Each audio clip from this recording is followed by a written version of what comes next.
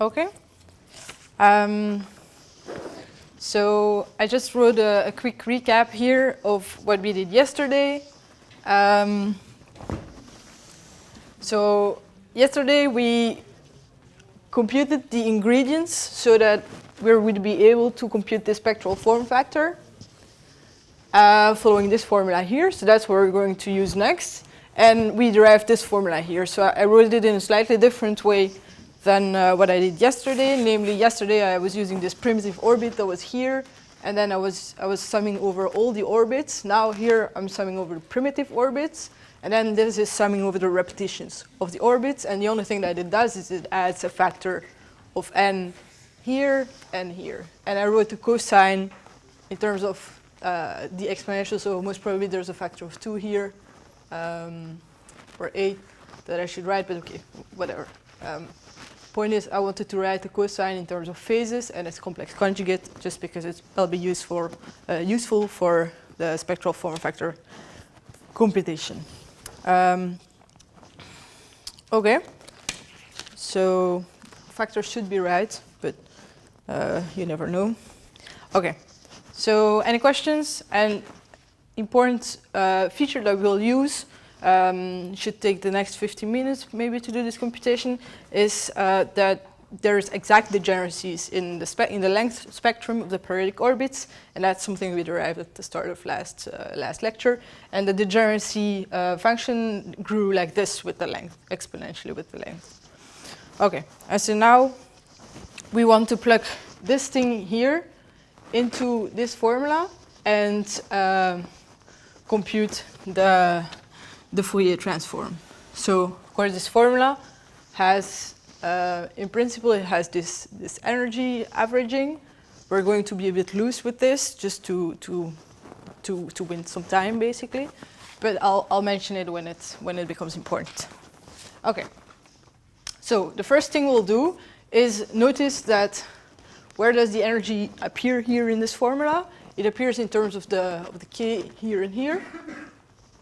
And the important, well, so here you have to evaluate it at the energy, but here we'll have to evaluate at the energy times an epsilon.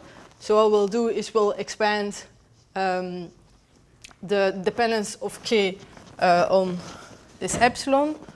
And so to do that, you use that k was related to the energy as follows.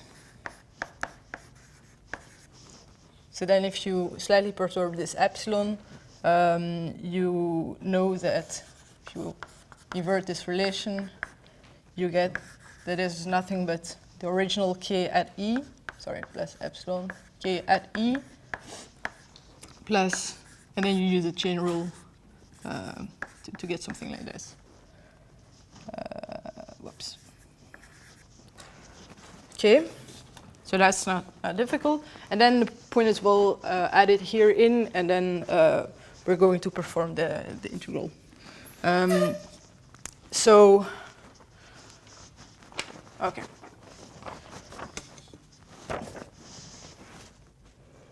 So let's, at this point, just plug things in. So it won't be the most rigorous thing in the world, because we basically just want to get this exponential factor, and I don't want to spend too much time because I want to say some things about the chaos in the wave functions as well.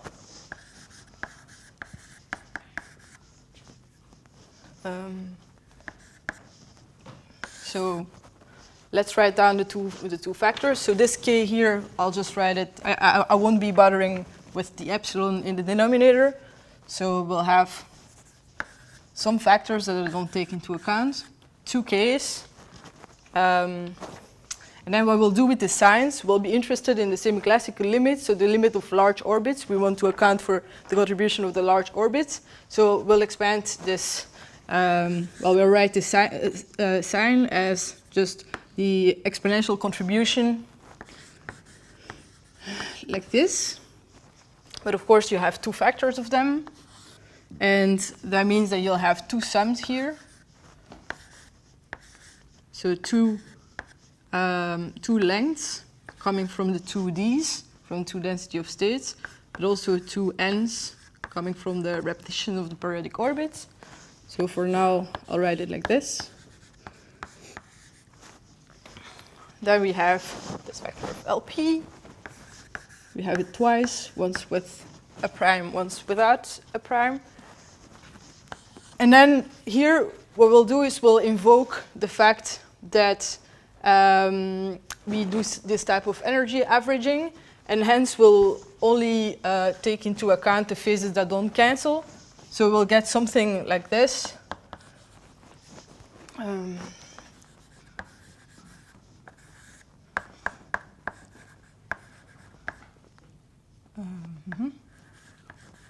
I'll say some more words now, but I just want to have it written out. And then we have the contribution from this epsilon factor.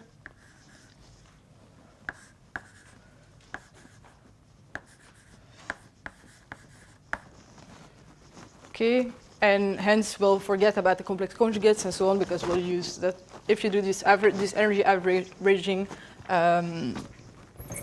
things, so we'll use the argument that using the energy averaging, most of these phases will cancel out, except whenever the actions here are equal to one another. Okay, so that will be a crucial point. And of course, it's not true, strictly speaking, it's not true at any time, for example, in the spectral form factor. But you can make arguments that it's a good approximation to kill the terms with not the same action in these exponentials at early times. And you can make you can try to determine at what times it becomes a wrong approximation to do this. And using some arguments that I'm not going to give, you can make a case that it will be a good approximation to only use the diagonal terms here, as long as t is smaller than this time scale, which is a time scale that we also drew on this plot, if you do remember. And this was called the Ehrenfest time scale. So, okay. And it was basically, if you remember the plot, it was exactly the time scale at which you have this exponential growth in these arithmetic systems. But then at precisely this time scale here, well called the Ehrenfest time scale, this is where the exponential growth stopped and became constant. Okay, so the diagonal, the approximation that we'll use, which is called the diagonal approximation, will actually be roughly valid the whole time until you get saturation. So, and this is precisely the only region we want to describe, so we should be fine. Of course, then you have to trust the arguments that tell you that this is true, but that's another story. For our purposes, we just want to get this exponential factor out, and the way to do it is to assume that the sums here will give you the dominant contributions at early time whenever LP is equal to LP prime and N is equal to N prime. Now, of course, the fact that you have this exact degeneracy becomes important, because that means that you're not necessarily looking at exactly the same orbits to have these contributions. In the usual case, what happens in the diagonal approximation is that you only have one or at most two geodesics that have the same length, and then this diagonal approximation basically pairs geodesics with itself or with the time reversed one, but that gives a very little contribution. In our case, we have to sum over a bunch, like an exponential amount of geodesics that will actually have the same length as other ones with the same trace. So, and that's, in some sense, that's where the exponential is coming from. Okay, but let's go through the steps. Okay, so we'll be summing over these LPs, and it's a generic feature in this story that actually the n's that are different than 1 contribute less. So at this point, I'm just going to accept this, and if I had more time, I could try to make a case for it, but I don't have more time, so let's just accept it for now. We'll run over the LPs, and we'll take into account that there's these degeneracies when working through the sums. Okay, so then you get, well, LP squared here, LP, the two things here add up, and then you have k squared, and you get this. These cancel, and yes, okay. And so these cancel because they're the same, and you get these two phases here that you have to consider in doing the Fourier transform.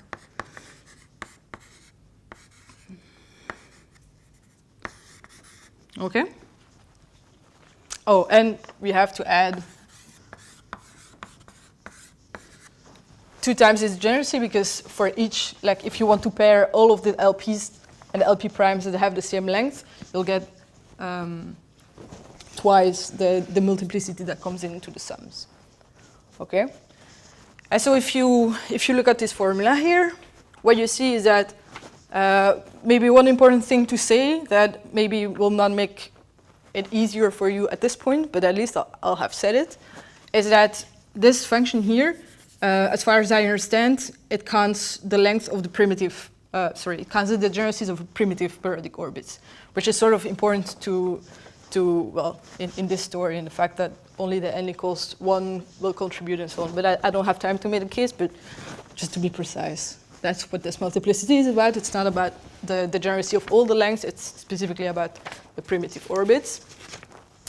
And if you notice the form of this G, what it will do, it will basically cancel these two things off. Okay? So then, knowing this, we have the sum over the lengths, and then this Fourier transform gives nothing else than a delta function.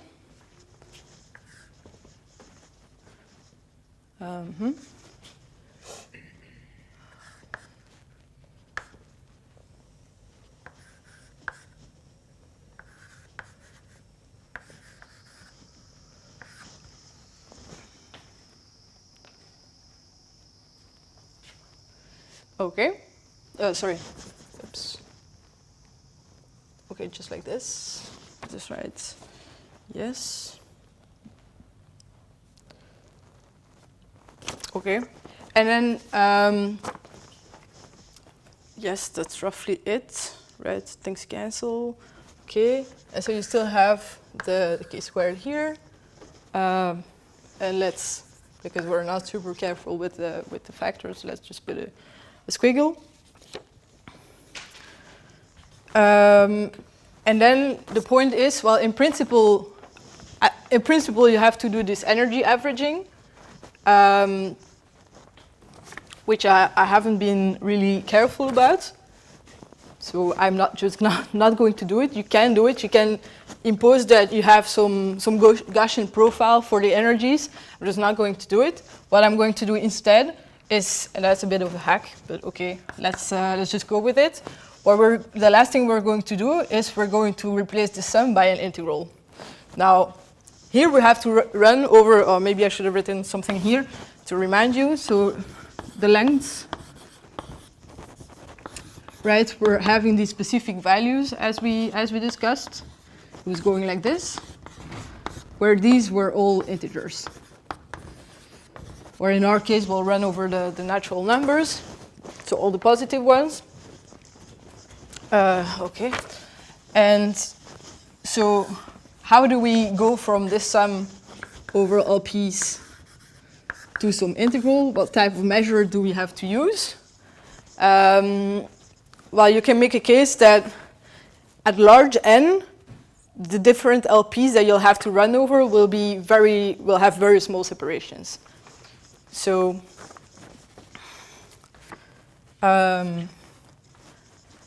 okay, and I didn't write it down explicitly, which is not a good idea, but basically what you want to do here, suppose you have a function, let's take it step by step, don't want to go too fast. So suppose you have a function, you run over LPs, but these run, in principle, the sum runs in principle over just like elements n of n, right? Because of this relation, for every natural number, you get one LP, and they will be very close. So you have some function here you want to sum over. This is the function we're looking at. And these LPs are functions of these natural numbers. So what you can do to compute this sum is think that, in fact, you can add some delta n, which will be 1, because we're running over all natural numbers. But you don't really want to do this integral over n, because they're separated by 1 unit. You want to do the integral over LP, because these are very close to one another. So what you'll do is you'll divide it in little steps like this, and you know for 1 unit of n, you'll have a very little number here. And this little number will be exactly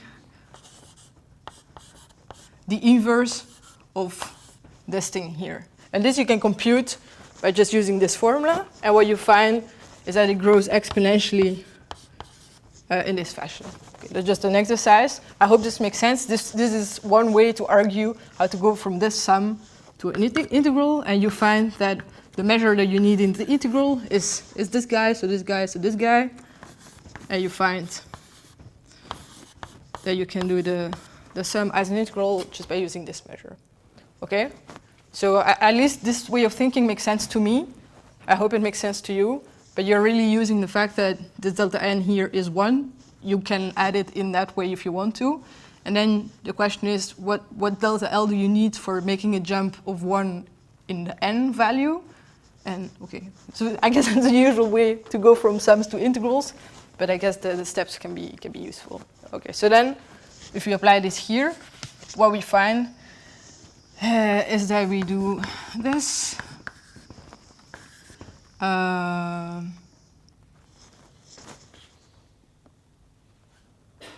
Right. T minus L over dk. Then, of course, we're integrating over L, so we want to put this factor out. And when you do this, by the usual rules of how to do this with the delta function, you find in the end that this effectively puts, should all be squiggles, this effectively puts the 2k next to the L here, and you find this, which is this. And of course, because you did this, you have to compensate with a factor of 2k here, and this effectively kills one of the k's here, and you get this. So this was all very schematic, but I hope you're sort of convinced that whenever you do these steps, you get this type of behavior at early times. Whenever this diagonal approximation that you only care about the exponentials that do not, the phases that do not cancel out, that do cancel out, then you get this form. And this diagonal approximation was also used. You can also do this similar type of computation for generic chaotic models, where you, instead of getting this exponential ramp, you would just get the linear behavior. I don't want to do this explicitly here, because for the simple reason that there's one assumption on the growth of geodesics, like on the sum that you have to make, that I don't have time to make a case for. But very similar things in the diagonal approximation gives you the linear ramp in generic chaotic models. So the main point is that it's really the presence of this factor here that will cancel out some of the exponentials and leads to some exponential growth here. Okay? Okay. So I think I spent enough time on this. Do you have any questions? Okay, so this was the main goal of, I guess, the lectures in relation to the eigenvalues. And from this result, also, like, as I'll stress it once more, but as I was saying, the diagonal approximation is only valid up to this time scale, and that's precisely the time scale at which k of t gets to the value at which we expect it to saturate. Okay, so that's something you should work out. It's not something we saw together. But that means that this diagonal approximation gives you sort of a good idea of the whole shape of K of t. But you can do better, which is very unusual. Usually it's very hard to compute the spectral form factor exactly for a given dynamical model. But in the case of this modular group dynamics, there is in fact a paper that deals with complicated number theoretical conjectures on the growth of these periodic orbits and how it relates to the summations. But people have done it, and that's where they see that in fact it's not super smooth or here, but in fact you have some wiggles at the order of the Ehrenfest time, and it's very unusual that you're able to compute the full spectral form factor for a dynamical system, but in this case it has been done. And I'll put the references in the notes. Okay, any questions? So that was the story for the eigenvalues. That means that in the K to infinity limit, in the semi-classical limit, this region will shrink to 0, and you will basically approximate integrable statistics to a very good approximation. And that's also why in the high energy limit, people seem to find Poisson statistics for these models. So in some sense, this closes the story about why you have these anomalous statistics. It all boils down to the fact that you have this exponential amount of geodesics of periodic orbits of a certain length. Okay? So now we close the chapter on the eigenvalues, and we'll be talking about the wave functions and whether wave functions actually have some chaos in them, because the model is classically chaotic. So what is happening? Okay. Maybe I should. Oh, okay. Okay, so I'll first talk about some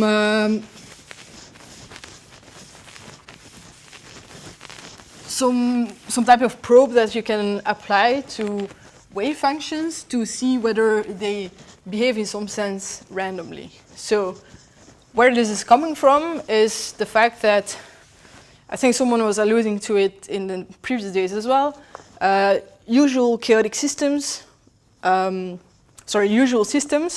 are not fully chaotic or may not fully be integrable, but may have some invariant tori classically, but some ergodic motion otherwise. So the phase space might be separated into some integrable bits, quote unquote, and some ergodic bits. And then the idea of trying to understand their quantum properties might be that some eigenstates might display some regular features, and some eigenstates might be displaying some irregular features. And then, like at some point, it was very, and I guess still nowadays, it's a good way to try and understand the spectrum, to have a look at the wave functions and see whether some of these wave functions in your spectrum have regular or irregular features. And so the idea was that in a system which has both irregular and regular motion classically, you might find in the spectrum also some eigenstates which have regular and some eigenstates which have irregular features. And one thing that Barry at the time proposed was that maybe in the maybe one thing that you could look at in wave functions that would display chaotic irregular features would be that if you suppose it's a wave function that is defined on some domain, like in our case we have the fundamental domain, and the point of solving the eigenvalue problem is to find the size defined on this domain. Suppose you take a little square or something in this domain, and you have a look at the values that the wave function takes in this domain.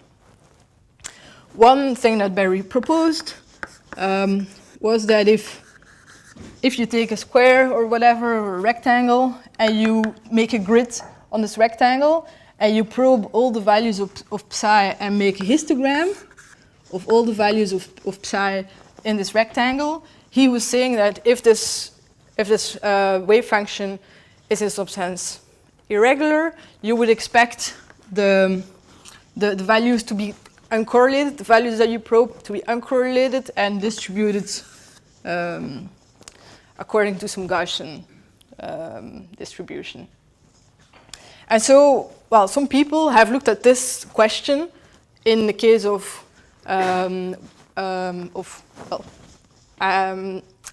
eigensolutions of the Laplacian on this modular domain. Yes. Real or imaginary part of the stuff? So I guess it's a good question. I don't remember exactly in the paper. I can definitely tell you what the paper is, and you can have a look. But I guess you could have a look at either the real part or the imaginary part. And maybe they were lumping it in the plot. Also, I don't know exactly. But definitely, it also has negative values, so it won't be the norm, for example. It's a good question. I'll have a look at the paper. And okay. The only thing I wanted to say on this is that one of the things that has been looked at is whether the wave functions, the eigenwave functions of this problem, show this type of irregular properties. And the answer seems to be yes. So what they were doing is, I mean, okay, there's lots of details in the papers about the numerics that they did, but what they were doing basically is try to pick different types of rectangles, and for different types of rectangles made this type of histograms, and the higher in energy they went, so the higher this Kn was, the more it approximated well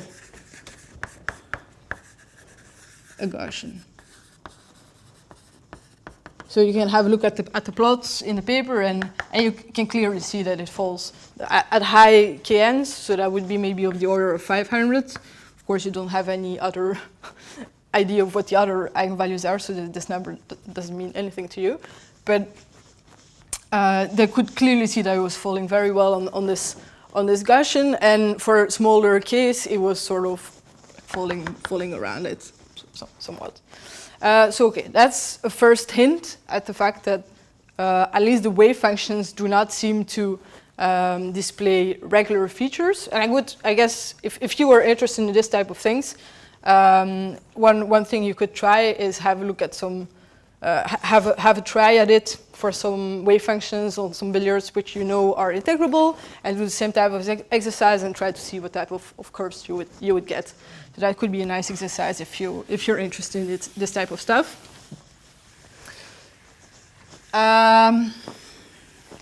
Okay, so that's the first hint. But then actually there's a lot more you can say. And so that's going to be the remaining of this half an hour. Namely,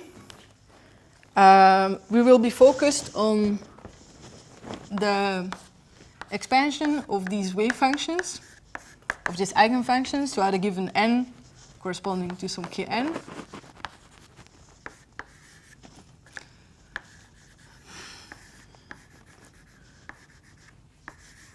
As I was saying before, I think I said this in the second lecture or something, the game of trying to find such wave functions numerically, at this point the only thing you can do is numerics.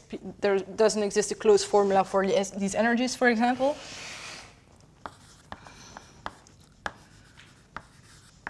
So the way you would do the numerics, for example, is by starting with this type of expansion I'm writing down now. So why is this a good expansion? So first, of course, the individual ones, they solve the Laplace equation, which I'm not writing, with some energy Kn. And of course, without the boundary conditions, this bit here, without the sum, just solves the Laplace equation for any value of Kn. But then the question is, what are the Kn's and the corresponding coefficients here, so that you get, in fact, a solution to the Laplace equation with to the boundary, to the eigenvalue problem with the right boundary conditions. And remember, the boundary conditions were following ones.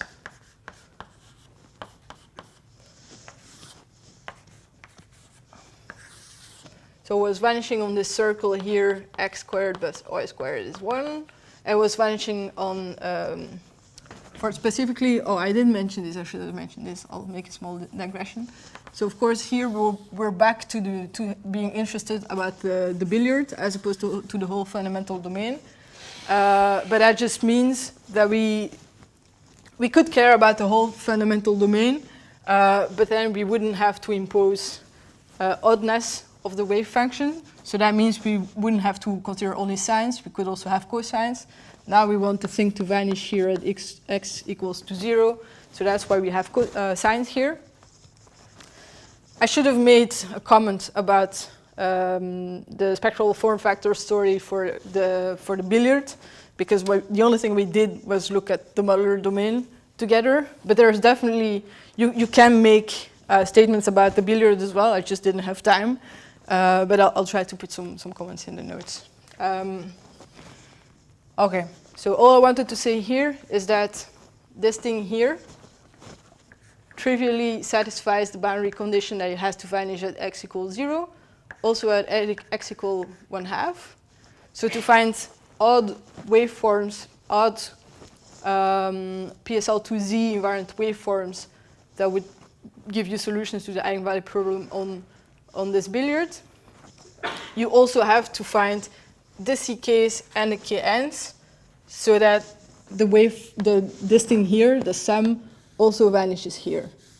Okay, and that's numerically, that's the target that you set yourself as a goal, and there's efficient ways to do this. Okay, that's a comment, but the important guys in our story now will be the CNs here. So, okay, just note the notation, right? This n here is associated to the eigenvalue, and this m here is associated to the elements you sum over to get one eigenvalue. And the main points that the main point that will be important is that these CNs, in fact, have some statistical properties that at this point are, well, some are proven, some are conjectured, but there's a lot of numerical evidence that this is true, and it will have, as we will see, some connections to, or hints of connections to some random matrix theory that we don't know of, in some sense. Okay, so that's the goal, to try and make statements about these coefficients, these Fourier coefficients. And of course, this theory, this is really about harmonic analysis on modular domains. So all the things I'm going to say now it's mainly pushed forward by mathematicians. So I'll most certainly skip most of the proofs. Some of them we might do in the tutorials if people are interested, and if I have them on my notes as well. But let's see where we get. The main protagonists in this story will be the fact that it is not super surprising that you would get integrable statistics, because it is known that you can write down operators called Hecke operators that commute with the Hamiltonian. You can write an infinite tower of them. They all commute with the Hamiltonian and commute with themselves. And I'll make more statements in a minute. So that's very surprising for a chaotic model to have an infinite tower of conserved charges, basically. But let's see what they look like. Okay, so I'll first start by defining some matrices that will enter in the definition of these Hecke operators. So I'll define a set of matrices, and I'm calling Mn. And they have the feature that all of these things here are integers, just like in the case of a PSL2Z. But the difference with PSL2Z is that you impose the determinant of this matrix to be n as opposed to 1. Okay? And there is a theorem that says that you can you can sort of straightforwardly prove, but that takes a bit of time. The theorem says that this type of matrices can uniquely be decomposed into the following type of product. So let's say that we consider some element Mn in big Mn. The statement is that Mn can be written uniquely as these guys, where as a product of two matrices, where this one is element of PSL2 to Z, and this guy takes values in the following sets. And uniquely is important in the statement.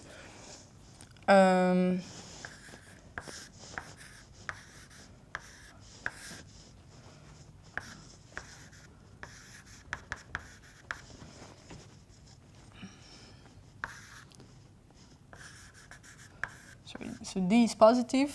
Again, the product, the determinant has to be n to be able to satisfy to this relation.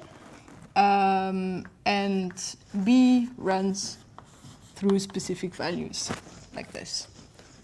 So note that for any given n, this is a finite set of matrices. So that's what is making this decomposition so powerful. Ultimately, we will define the Hecke operators as a sum over these matrices. But because we look at PSL2Z invariant wave functions, it would have been exactly the same as summing over all these matrices. But this set is infinite. So it would have been ill-defined on PSL2Z invariant functions. This decomposition means that, in fact, it's enough to run over this finite set, and that's how we will define Hecke operators, and I'm going to do that just now. I'm just going to write the words here because they're important.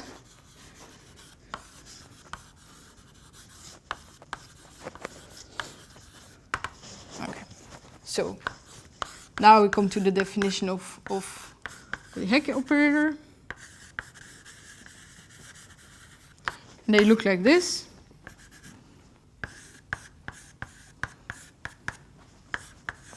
Oops.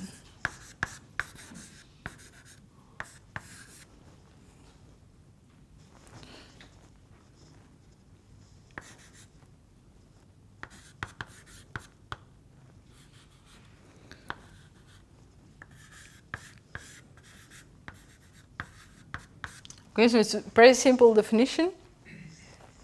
But what is important about them is all the properties that they satisfy with respect to, for example, the Hamiltonian, the Laplacian.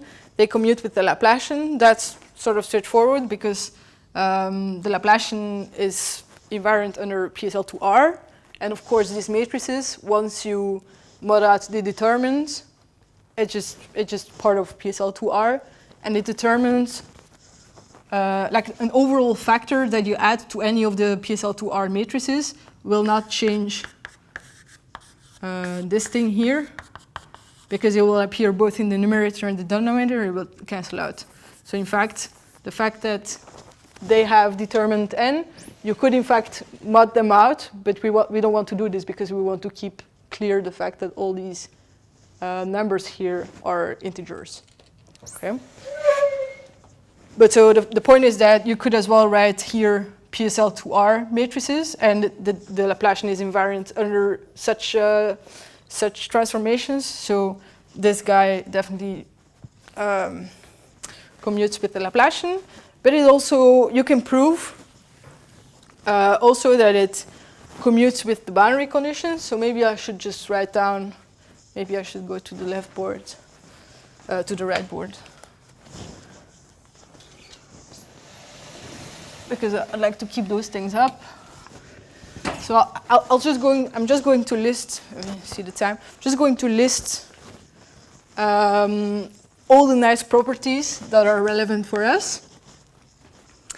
And the first one is that, so Tn commutes, so you can define this for any n, right? Well, for any n natural number with with the Laplacian, but also you have that Tn times Tm, so they all commute with themselves as well. And in fact, you can even show that they satisfy this type of multiplicative property, which you can write as follows. Okay, I'll explain what this means. So you can show that the product of two such Hecke operators can be decomposed into this sum, where you run over all the d's, which are the divisors of the greatest common divisor of m and n. That means, in particular, suppose that n and m are primes. Their common divisor is just 1, and then you only sum over t and m. So, well, you sum over nothing. You sum over just 1. So then, suppose you have prime 1, you have prime 2. What you find is that this decomposes as just this. Okay? So you have this type of multiplicative properties that will give very powerful implications for the wave functions as well, as we're going to see now. Do I want to say something else? Oh, and of course, if you know that if you manage to prove that this is equal to this, then it immediately follows, because these two commute, that in fact the operators mutually commute as well. So it depends what you want to prove. If you want to directly prove that these two commute, it might be in fact harder than just prove that this breaks down to this, and then you know, because n and m commute, you know that you can actually write this as this, and hence you show that they commute. Any questions? Okay. So a second point, which is important and which I should probably have started with, is that Tn acts on PSL2R invariant functions and produces in PSL2R invariant functions. So this is not something that comes for free. You have to prove this. But the main point is that if you define a function psi prime as the thing that you got by acting with such a Tn on psi, you can prove that if psi was PSL2R invariant, then P prime is also PSL2R invariant. So this is something we could prove in the tutorials if you wanted to. So for all. Okay. So at this point, it could be a bit boring. I'm just listing stuff, but I'll get to the consequences soon. Okay. So the third point is that, where do I have these?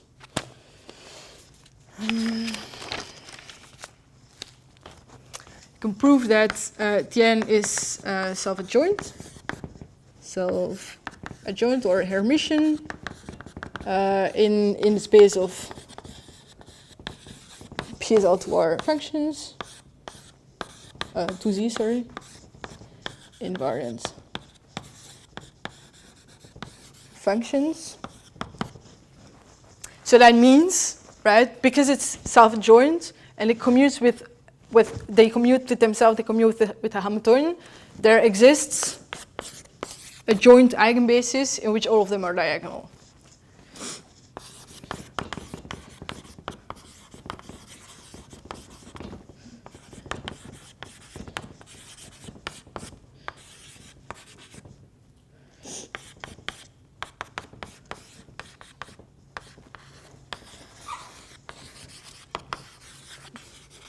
Now it turns out that the Hamiltonian, there's, as far as numerics go, I don't know if there's actually convincing, like rigorous proofs, but as far as numerics go, there's just no degeneracies in the spectrum for this Hamiltonian.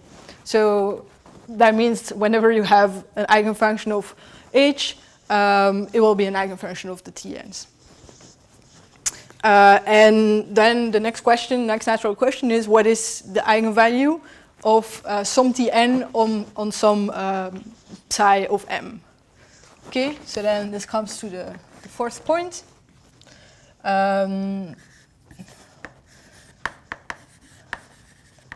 What are the eigenvalues of Tn on psi of n? And what you can show is that these are actually very simple. In the right normalization of psi, you find that they're nothing else but precisely the Fourier components.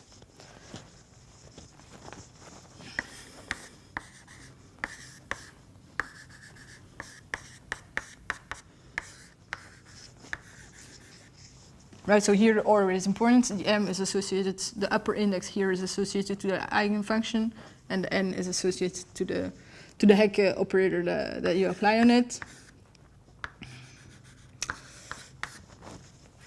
And in fact, this has major like all of these together have major implications on the structure of this function. Namely, given that we know this fact here at the top, the fact that the product of two different Hecke operators satisfy this multiplicative property, that immediately implies that that the product of the CMs also satisfy this property. Whoops, sorry.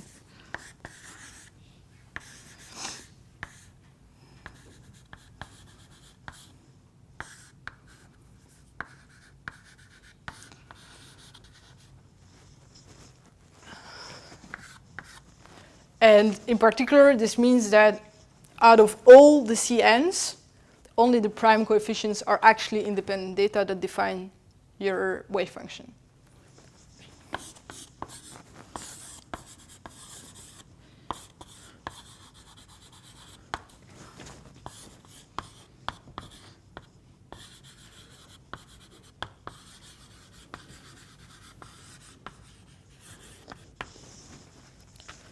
That's also very unusual. That I mean, these CNs are just coefficients in some Fourier basis of the Laplacian, and it turns out that only the CPs are independent data. So that means also that I mentioned some statistical features of these CPs.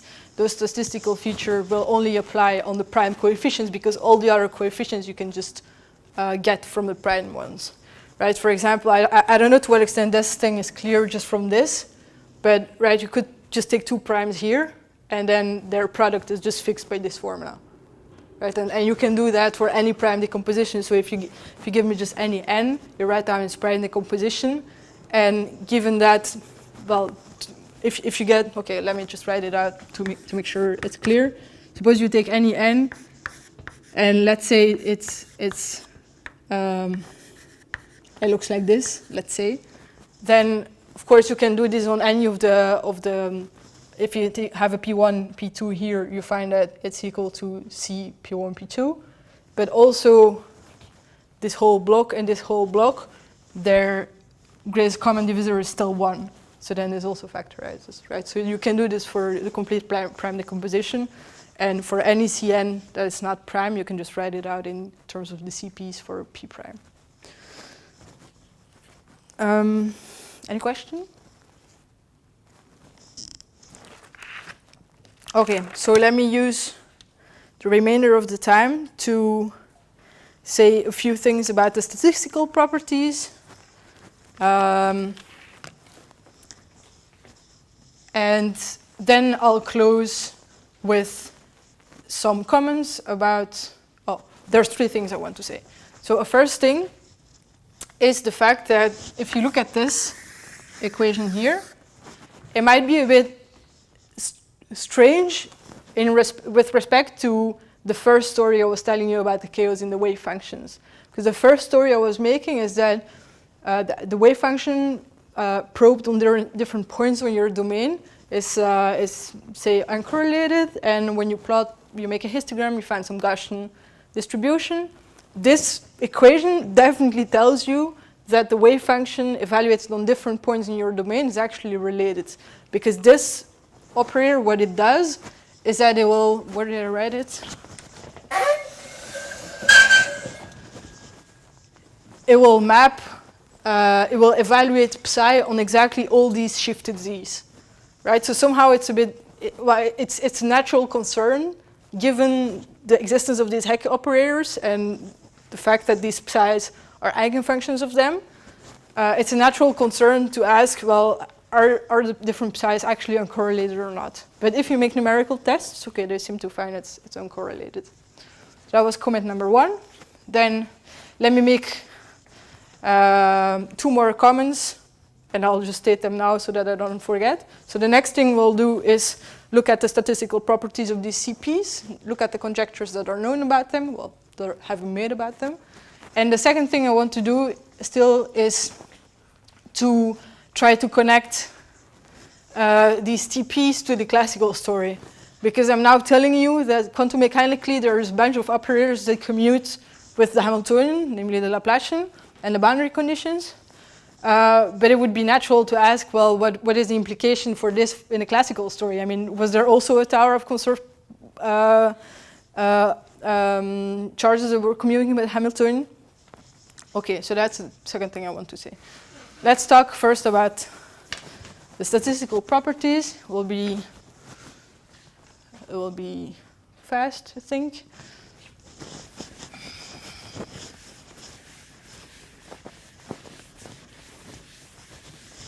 There's basically, well, there's multiple things I could say, but there's 2 things that I thought were the most important and striking things. And some other comments you could make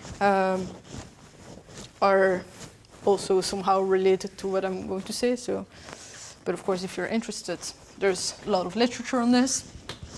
You could have a look at. So the first thing is let me just take my notes so that I don't mess up the names. There's a conjecture that says that all the primed coefficients, so the independent ones, actually have to take values between -2 and 2. So that's known as Manoogian.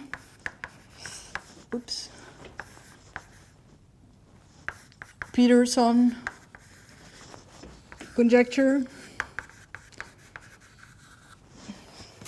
And as far as I know, I think it's basically based on numerical observations that this was always true. And I don't know, I think it's still a conjecture. I don't think it has been proven. But this is like, to give you an idea, this is things mathematicians work on, right? So definitely if anyone is going to prove this, it'll most probably be mathematicians. And the second thing that we can say about their properties is that if you make a histogram at fixed eigenvalue, Kn, of all the independent primed coefficients, they will be distributed between -2 and 2. So that would be their value, right? The value of the CPs. Maybe I should have written CPs here. And here will be some PDF function. And what you find if you make a histogram of a numerically found function or something, you find that it follows a Wigner semicircle distribution that, if you want, we can write down explicitly.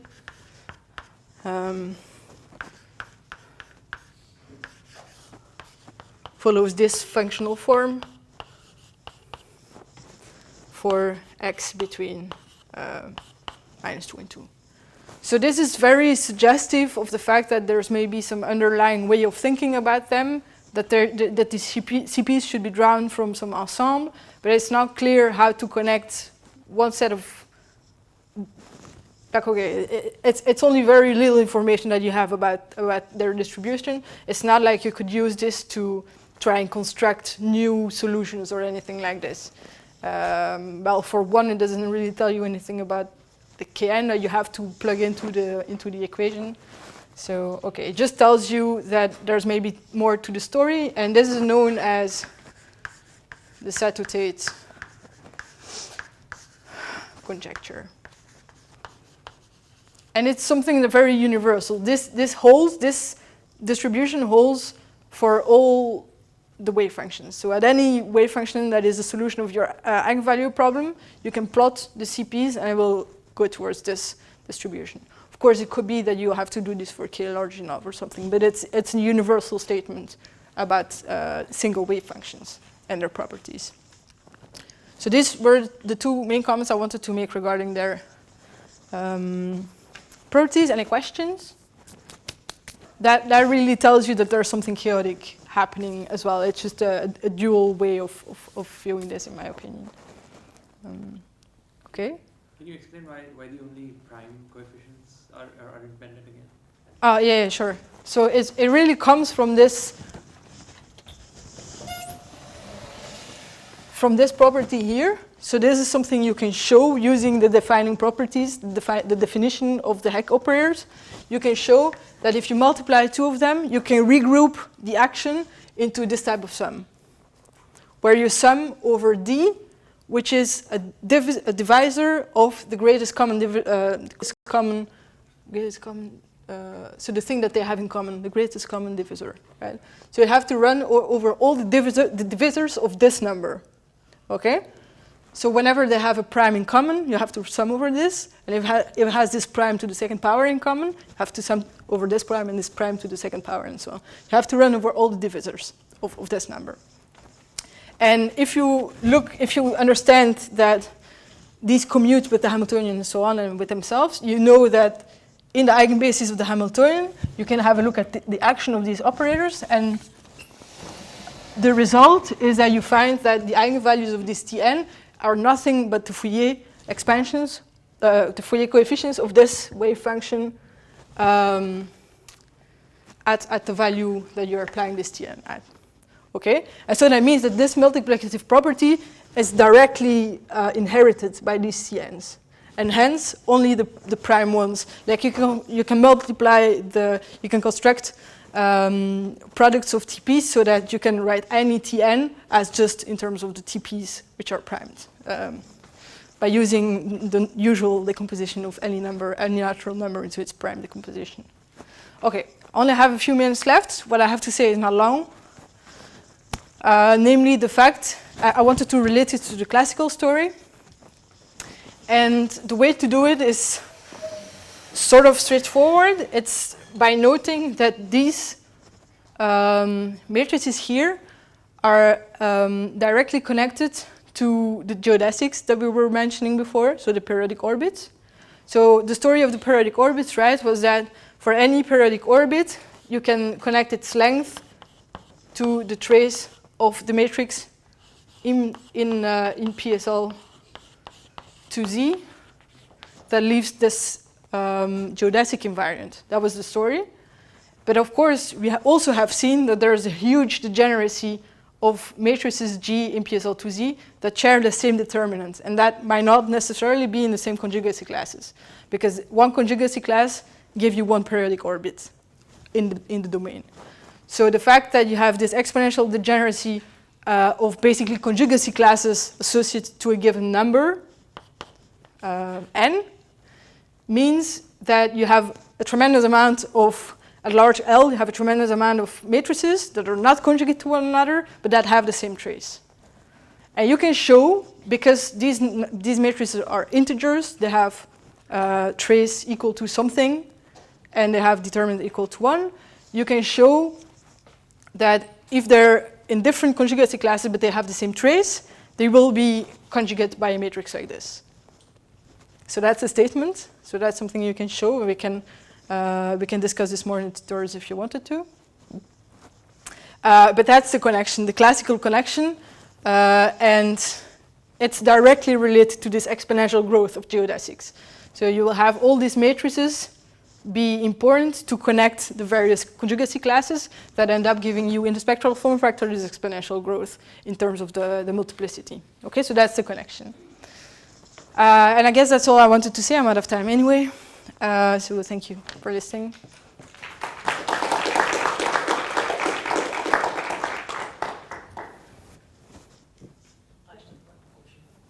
So this existence of Hecke operators doesn't just directly contradict what we studied in Tomáš's lectures. So there we exactly showed that there is an infinite tower of operators which commutes with our system. So there was a large extensive number of symmetries, but here we have large extensive number of symmetries, but we are still calling the system chaotic. But in his lectures, there we use the same thing to show that the system is integrable. No, I mean, I agree that it's confusing, but there's, I guess, in the context of integrability, there's a whole machinery that has to be true, and conserved quantities will fall out of this, right? In this case, the only observation you make is that you can write down things that will commute with the Hamiltonian, but there's, like, as far as I know, none of the usual things that are there for integrable models, like some lax operator or anything like this, is not there here, and there's nothing along these lines that have been proven, and I think it's a bit of a weird animal, right? Because it has these conserved quantities. It does relate values of the wave function on different places in your wave function, but there is a sense in which these wave functions are still irregular as far as numerics go. So I guess it just tells you that quantum chaos is a complicated topic, because there's generalities, but there's often also exceptions to this. So yeah, I would say there's just none of these of this machinery that you usually use in, like that's the, how do you say this, the driving of the whole integrability business. I don't think it's present here. The only thing is that these operators exist, and that's it.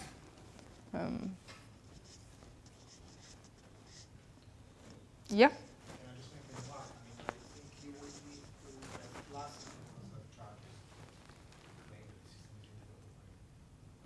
So what these operators are using classical, right? So that Yeah, so that's also why I wanted to make this last statement about the classical aspect of this. The only thing, well, there's a bit more you can say, but it's all geometric. It's not like you can write down classical things that commute with it.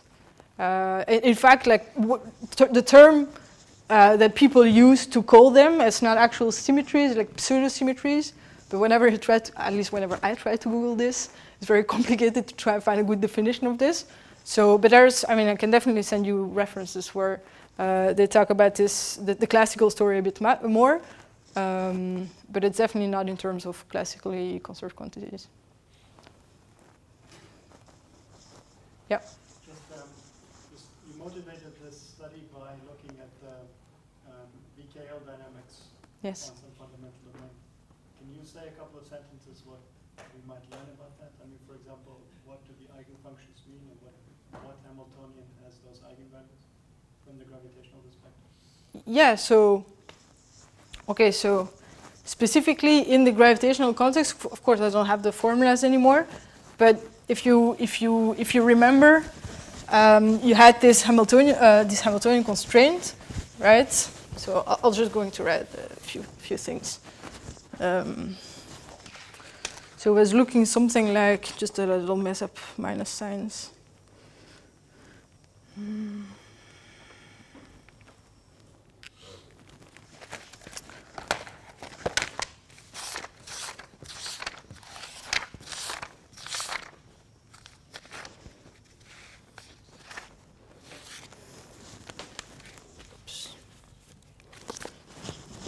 Right, so in our last set of coordinates, it was looking, the Hamiltonian constraint was looking something like, well, the quantum versions, the Wheeler-DeWitt equation, was the wave function itself was a function of this time parameter that we defined. That was a proxy for, roughly a proxy of the volume, near of the spatial slice near spatial singularity, at least volume element.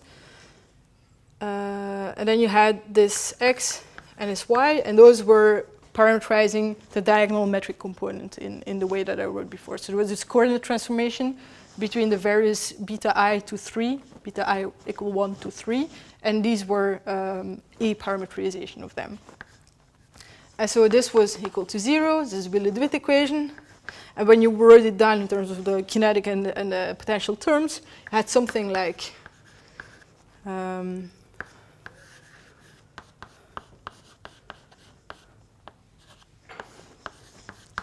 plus the walls, basically, that would, in the late time limit, give you exponential infinite Heaviside functions. And so you can solve this Wheeler-DeWitt equation, which is what we did, right? We expanded this in terms of like separation of variables, which were disconnecting the tau and the xy appearing here. But effectively, what you could write down, if you were to write the classical version, this thing here would lead you to some p tau. And so to answer what Hamiltonian has these eigenvalues, it's exactly if you solve this Hamiltonian constraint, you find that p tau is equal to, you bring everything to the other side, so it's equal to whatever, modulo minus sign mistakes,